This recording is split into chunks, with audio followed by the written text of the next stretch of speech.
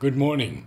Today is the 11th day of January 2016, and we are most fortunate to have with us Madhusudan Patel. Madhusudan, namaskar. Namaskar. And welcome. Thank you. How did you first hear about your mother? The mother, was your mother and father, were your mother and father connected somehow? My mother and father were connected. The way I heard about the mother was definitely before I was born. And perhaps that was the reason. What the mother once told me, I came. So, my father had 11 children. He was one of the wealthy Indians from Dar es Salaam, Tanzania, where he had properties and businesses. And I was born in Dar es Salaam, Tanzania in 1938, on the 10th of March, 1938. So I'm almost 78 years old now. Yeah, you're 4 months older than me. Well, that's not My elder brother. I wish I had. My elder brother. I wish I had as much wisdom as you. Not at all. I'm sure you have so much to share with us. And he brought his whole family when the Second World War started to India. And he settled first, he brought his family to Gujarat in Baroda. So I still remember as a child a little bit of Baroda. I was only a very small child. Then I do not remember exactly the age that he brought the whole family here. I remember it was with the train at that time. There were no planes and all that. From Baroda to Pondicherry. And that's when I met the mother. Now, I can't remember which year it was, but I was very, very small. But that's where the romance started, or that's where the awakening came. But I had a feeling ever since I was born, I knew what my mission was. Oh. And mother told me that I'd asked her if that is something wrong with me that I always felt, or is it pretentious or something. And she says, no, my son. And she was laughing, and she says, no, my son. You know who you are. Not now, you will not understand. And you know why you are here, and you have your mission, and don't worry, you will understand everything with time, which made me always very impatient as a child, that she would not explain me things straight away. I was a very impatient child, very impatient, and I was also a very rebellious child. But that's when I first experienced what are the pains of love, when two people love each other, and they are separated. And I had tremendous suffering as a child when we went back to Baroda. Oh. Leaving the ashram, you Yes. mean? And we were not living in the ashram, we had come to visit the mother and so on. And leaving the mother's presence. Yes. I see. And I was so sick, I could not eat. I didn't want nothing. I just wanted to come back. I was a little boy, little child. The only thing I ate was bread and cream. Milk cream, but when they boiled milk, there was cream on top. My mother would take that. And I just wanted to come back here. And then, fortunately, my father decided that he wanted to bring his whole family here, and the mother told him to. He supported the ashram economically because he was a very wealthy man. So this is what I was told, not by him, but by And this Ashram was in the 40s, I take it? Yes, it must have been in the 40s, for sure. Shortly up. Matter of fact, I can remember the war was on, if I'm not mistaken, even when we are here. So it must have been, because he left Dar es Salaam when the war began. As a matter of fact, the ship that brought the family to Bombay, or wherever it landed, on its way back was bombarded and it sank. Really? Yeah. But you were a baby then? Absolutely, I was a baby. Little baby. Yes. Yes. But I can still remember certain scenes of the ship, remembering my brothers playing the accordion and singing. They were brought up here too. And we came back, and for me, I was in paradise, and everything was fine because I used to see mother. But I was a very impulsive child, a very impatient child, even to a great degree, a very violent child, in the sense that I just could not take injustices. This is perhaps one of the reasons I don't agree with India and I don't like to come here because I see the injustices of the wealthy to the poor and the poor to the animals or others. And it's a question of justice. It's nothing to do with humanity. It's just a feeling of truth. And as a child, you don't have the wisdom to know what's right or wrong and so on. And you're impulsive. And so if I thought that the other child was wrong or was unjust to another, then I'd intervene. And if I got angry, I became physically violent. I hit as a child. And the mother, they would go complaining to the mother and say to mother, look, Madhusudan did this to our little son or daughter. And the mother would call me and I start crying with rage, saying, why are you calling me? It's not, he deserved it and that's why I hit him. And mother, I used to rub my eyes as a child, crying, and she said, don't rub your eyes, you'll destroy your beautiful eyes. You know, she said, yes. Yes. She said, don't rub your eyes, you'll destroy your beautiful eyes. Don't cry. I said, but mother, that's not fair. And she says, look, my child, when you get angry or something wrong, come to me, don't hit. Tell me. I said, I can't help it, mother. I just can't help my hands to go fly.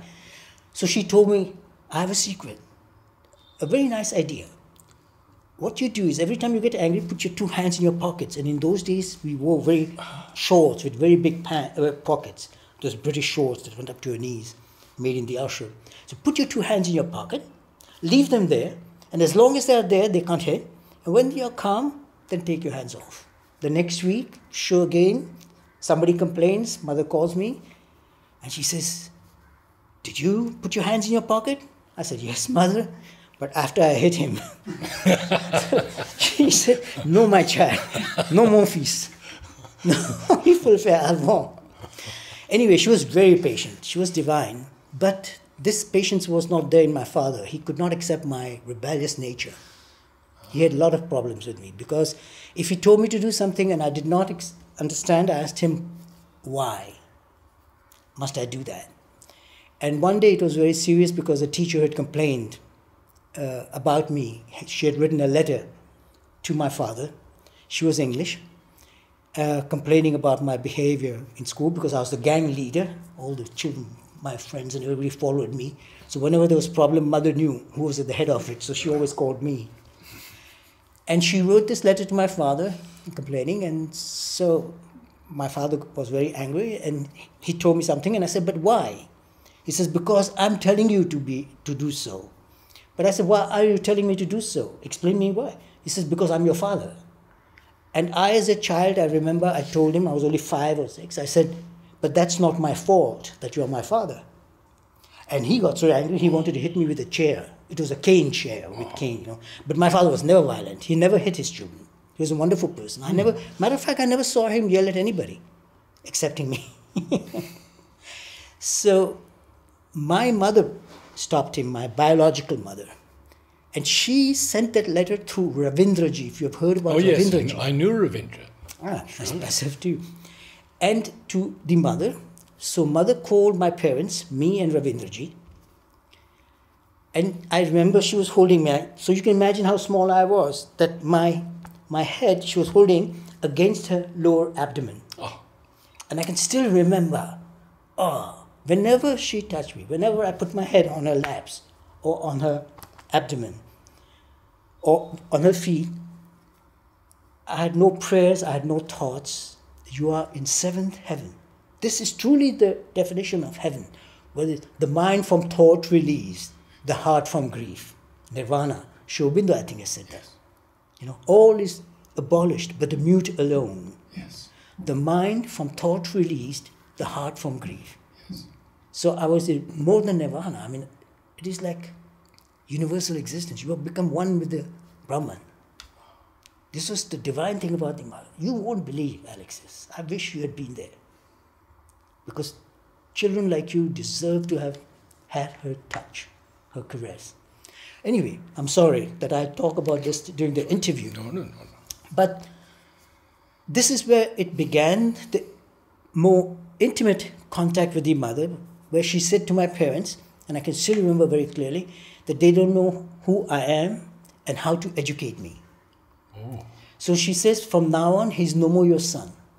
He's my son. And she told me, you take your things, and told Ravindraji to give me a bed in the newly opened boarding in the playground. There was a boarding, the first boarding school of the Ashram. And so Ravindraji gave me a bed there, and she said, take your things. And so my parents started crying and saying, but let him come at least once a day home for meals.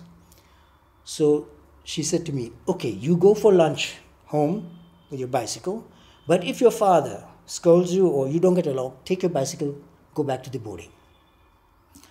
So I don't know how often my father threw me out of the house because I was to argue with him, but really it was not fighting, it was argument, it was the desire to understand, to communicate, and to make him understand what I personally felt. Because I don't think so I was ever unjust.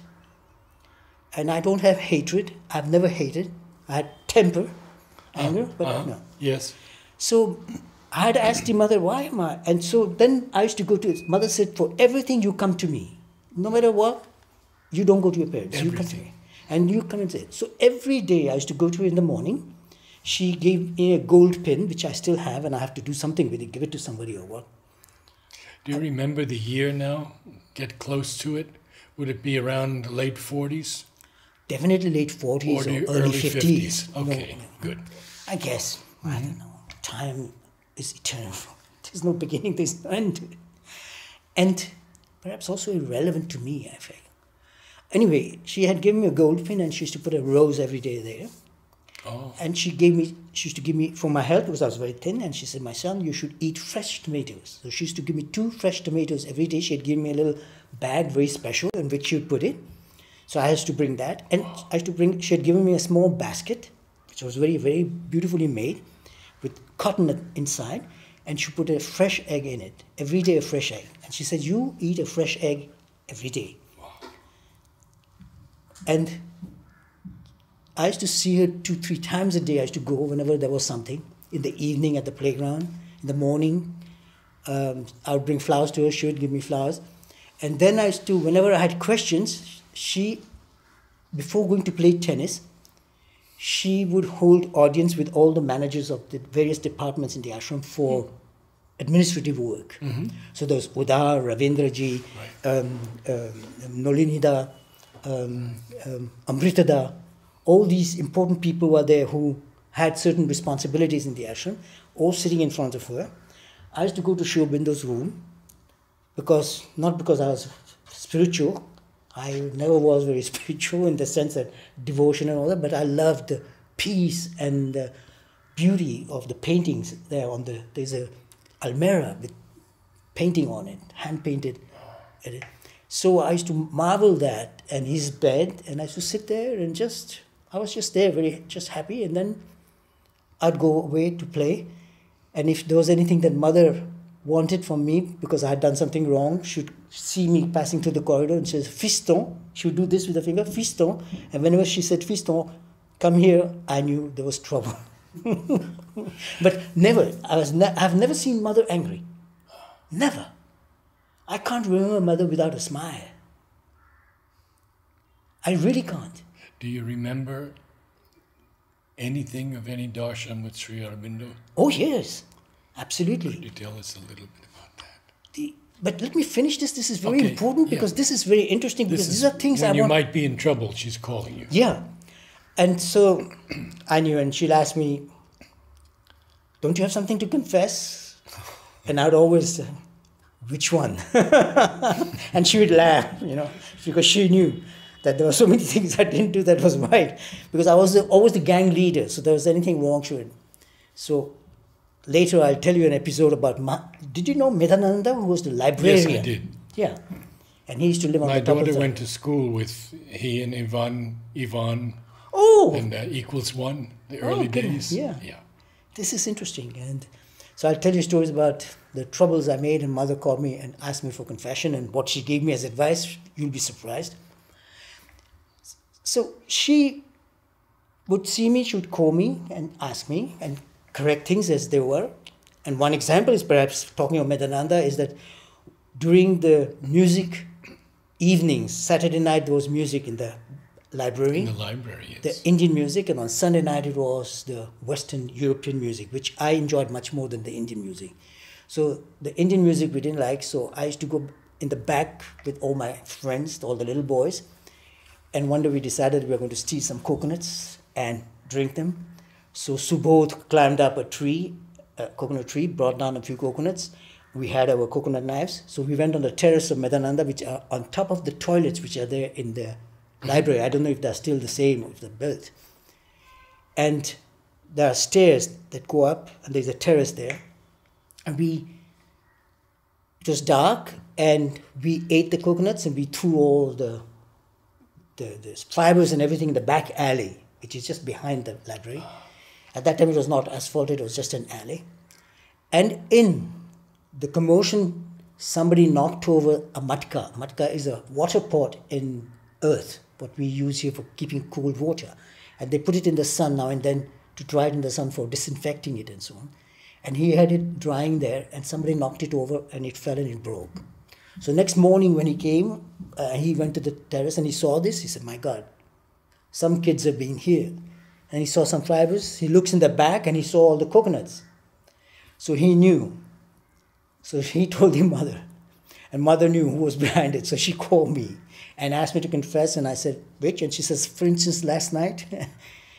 I said, yes, mother. So she says, look, son, all those coconuts, all these fruits are for you, but for all the children. So all you had to do is to come to me and ask, and I would have given it to you. I said, mother, but it's more fun when you steal it. She says, yeah, but it's not fair because, it has to be distributed also to others. I said, yes, mother, okay, I will not do so. And she said, my son, you made one mistake. And what was it? It's that you threw the evidence. You did not get rid of the evidence in the back alley. Had you taken care of the evidence, nobody would have found out. I said, okay, next time I'll take care. She says, no, don't. Next time you don't do it. Come to me, I'll give you. This is just to say how humorous mother was, how tolerant she was, but how fair she was too. And whenever I had questions, that's where I would go and ask. And there again, to show you how tolerant she was, I would talk to her for hours, and she has to work.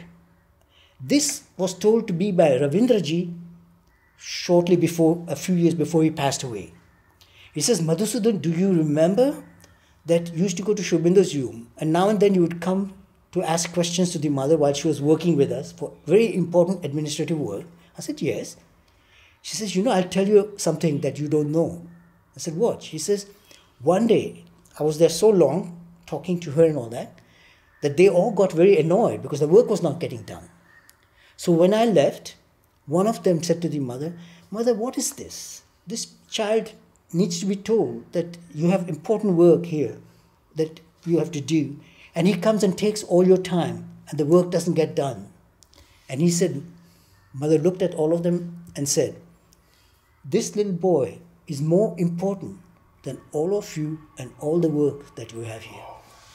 Saying that, she got up and she says, now let's go and play tennis. And then she went off for tennis. I'd taken so much time that she didn't get time to finish her work. So she got up and she said, and now let's go play tennis.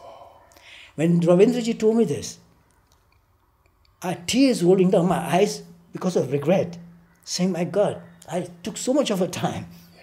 But you can see why I'm so dedicated to her. This is again the sense of justice, that if she has done so much for me, then I cannot betray her, and I never will. And I'd rather not be on this earth than betray the mission she asked me to do. So I'm 78 almost, I work 7 days a week, I still counsel, I come from the medical field, I am a psychoneuroendocrino-immunologist, and I work and help people. And that's why I asked Maurice to send you something I've written about the holistic approach, the integral approach in medicine. And it's in that particular document that he sent you by email.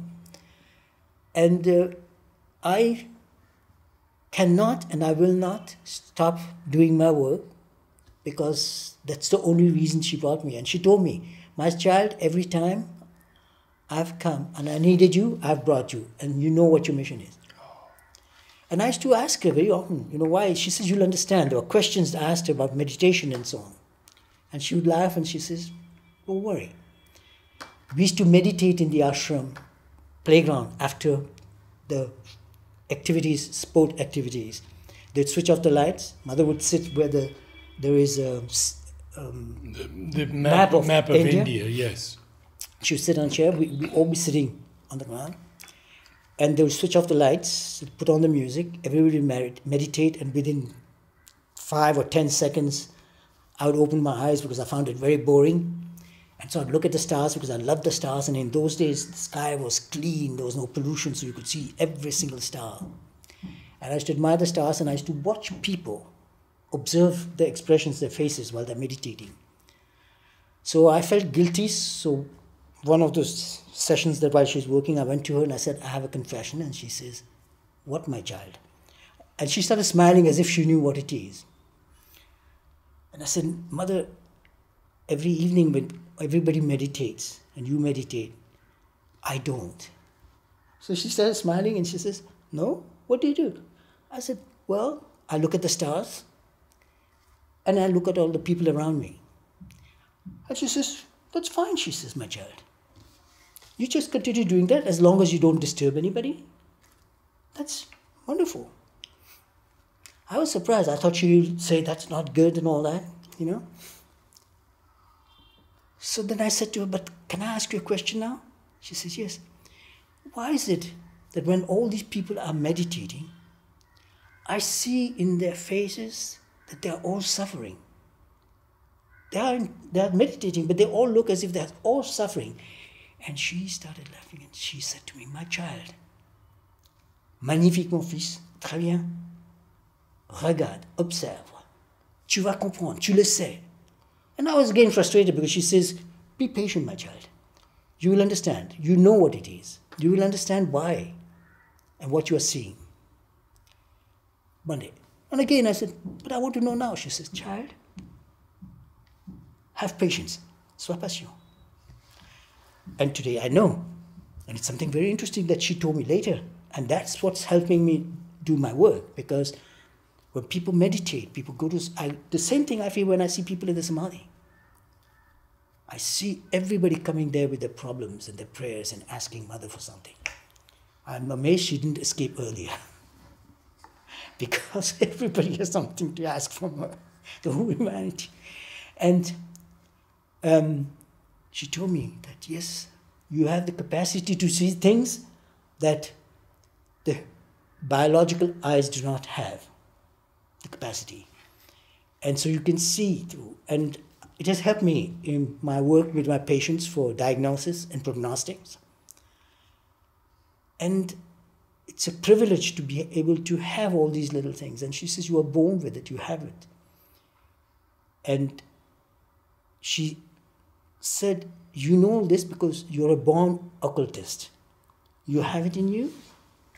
And I have developed all this. And you'll understand always more. And talking about Mother's books and Sri Aurobindo's, and this is again, as I said, please, don't take my example.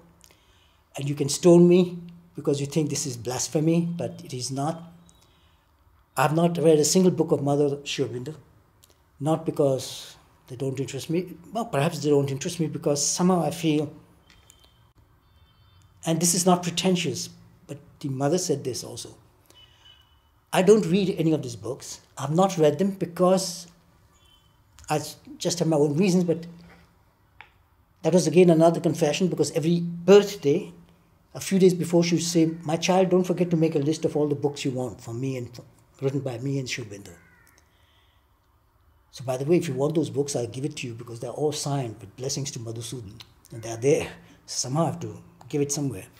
And so one day I felt guilty and I said to Mother, Mother, I have a confession. And she started laughing again. So Mother, I have not read a single book that you've given me in the past. So this year I won't make a list.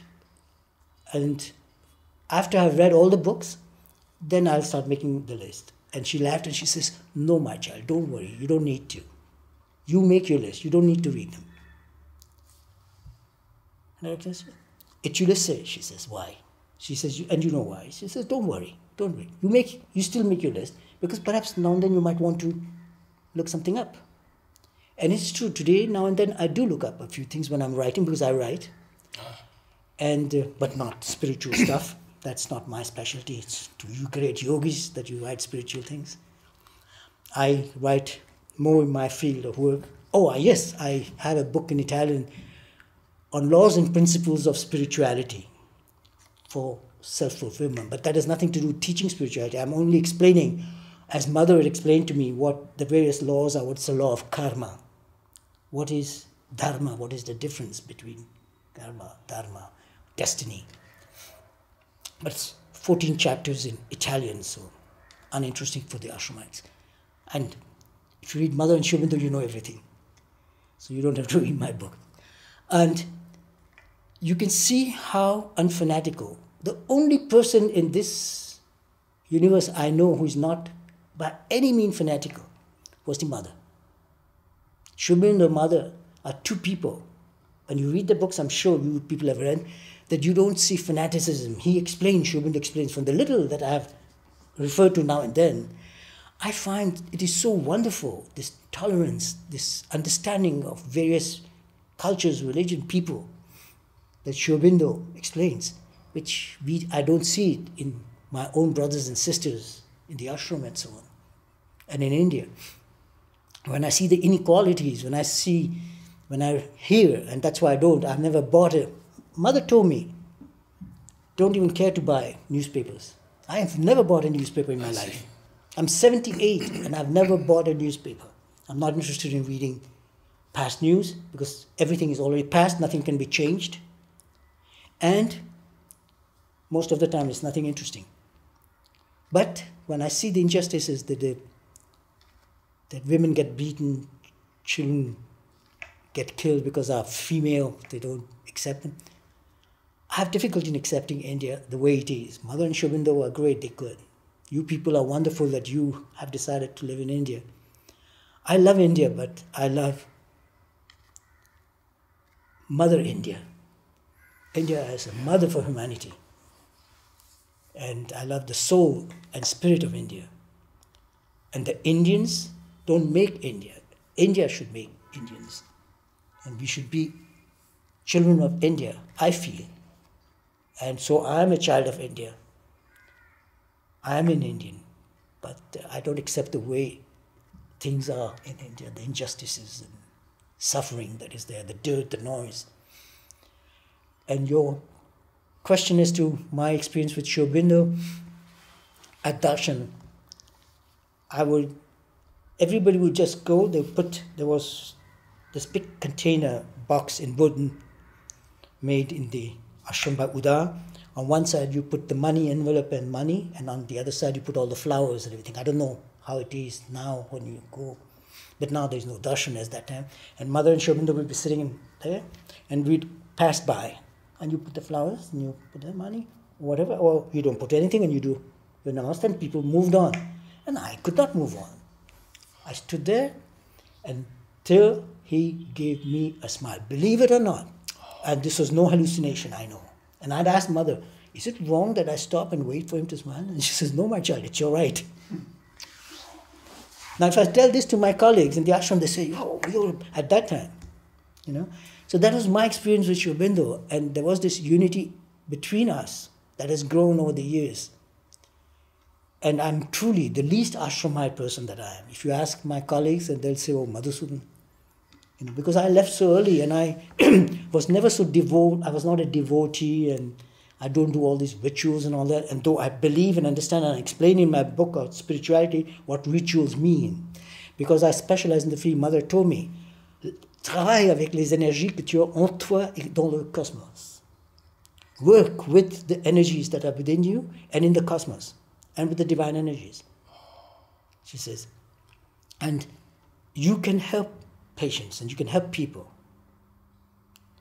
When I used to hit, she told me, don't hit, my child. Your hands are not meant for hurting. They're meant for healing. Oh.